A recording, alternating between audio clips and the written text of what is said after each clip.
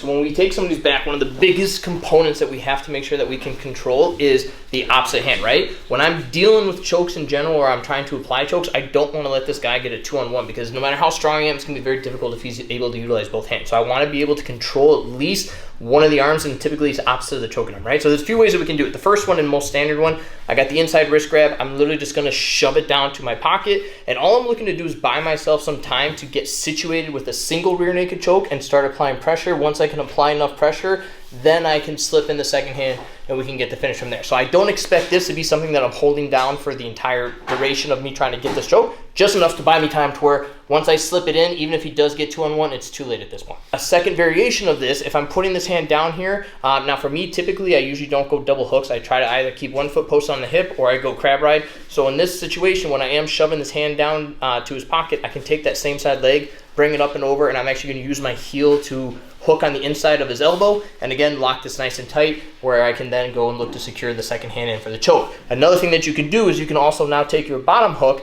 and actually crisscross applesauce your feet over this arm, and now I've completely locked down this arm. It's going to be very difficult for him to be able to get this arm back, and then I can sit here and work whatever variation of the chokes I want, because again, he's only got one hand to deal with it. Probably not going to happen. Now, let's say I got the inside wrist control. I'm starting to shove it down to his pocket, and he's just giving me a lot of resistance, right? I'm going to take my elbow and flare my elbow out a little bit, and what I'm actually going to do is pull the arm back as if I was doing a Kimura, and I'm going to lean back at the same time and look to just kind of quickly stuff his hand in between my stomach and his back and immediately close the distance, and right away I can again start securing the choke. Now, this one again is going to be very difficult for me to maintain this position. There's a good chance he's going to be able to pull this arm out pretty quickly. Again, all I'm looking is for a couple seconds. That's all I need is here, just to apply the pressure so that when I let go, I can start slipping his hand in. So again, by the time he gets his hand free, I'm already securing the choke.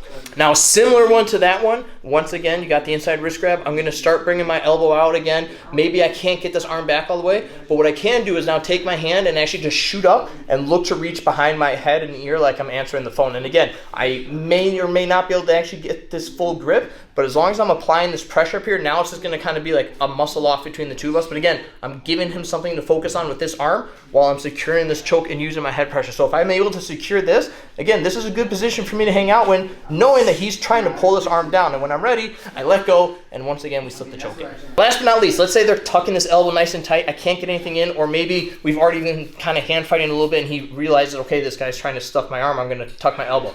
If that's the case, I'm going to take my hand and go in through the top now to the wrist. I'm going to immediately look to just pull his arm out. And as I do this, I'm going to take the same knee and bring my knee all the way up to his armpit and lock on top of my shin or my knee itself. Now again, from here, I've got his arm completely trapped behind. He can try to bring his arm back. Once again, he's not going to be able to. So I'm able to secure this position. And then once I'm ready, once again, I release and get my hand back into place, and we finish the choke. Just understand when we are dealing with back mount, back control, and you're understand like you're going to be hand fighting this whole time.